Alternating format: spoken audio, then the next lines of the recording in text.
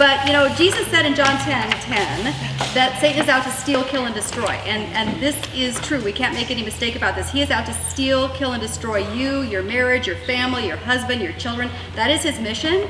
And two primary ways he does this, he has a lot of different schemes, but I think two primary schemes involve this. He prompts us to engage in an internal conversation with ourselves in which we say negative, critical, defeatist words about ourselves. I mean, he does that to me. Does he do that to you? Where he's just like, oh, I think you should think this about yourself, and you start going, oh. Yeah. So he gets you to say these negative, critical, defeatist things about yourself. And then also he prompts us to engage in an internal narrative about our husband or some other person in which we say negative and highly critical things, in which we mutter unflattering and often untrue judgments about our husband. You know, just unflattering and sometimes untrue judgments about him.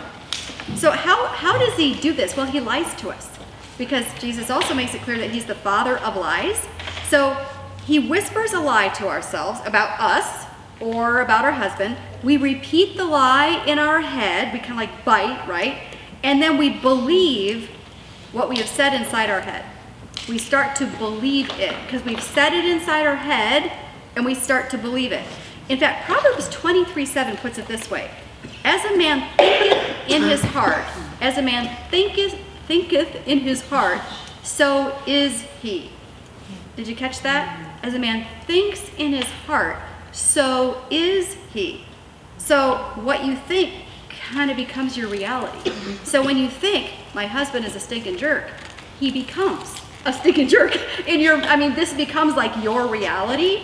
When you say, I am so stupid, it becomes your reality. I mean, you carry yourself like you're stupid because as a man thinketh so in his heart, so is he. Proverbs 4:23 puts it in a different way.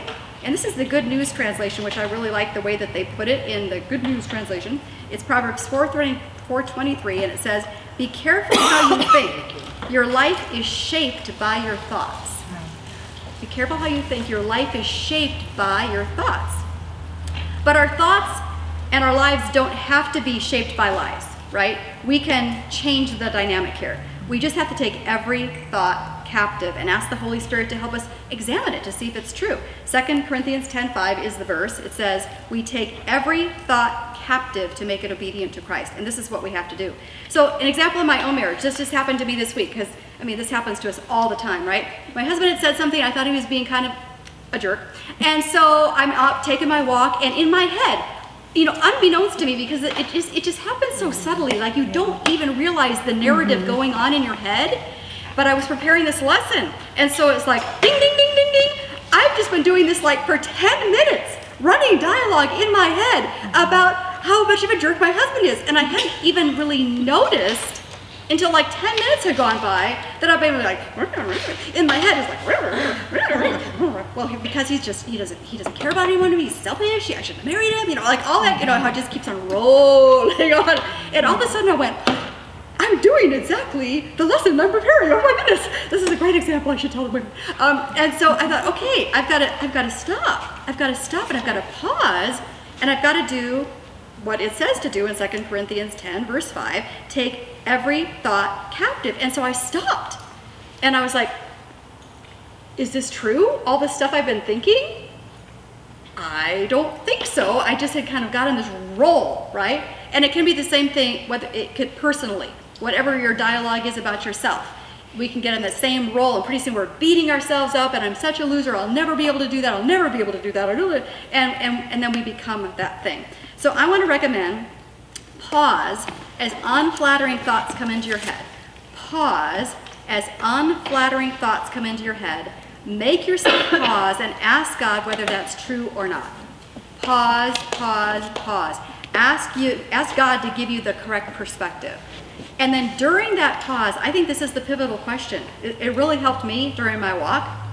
Is this what God would say about me? Or is this what God would say about my husband? As soon as I asked that question, God would not be sitting there going, Raul is such a jerk. Would God ever say that? Ever? Would he ever say that? That's a good question. He would never. What are you talking about? I don't think God would say that. He probably wouldn't say, you should have never married that man. I don't think that's what God would say. Does anyone think that that's what God would say about your husband? It's not in his character. It's not in his character. He wouldn't say that.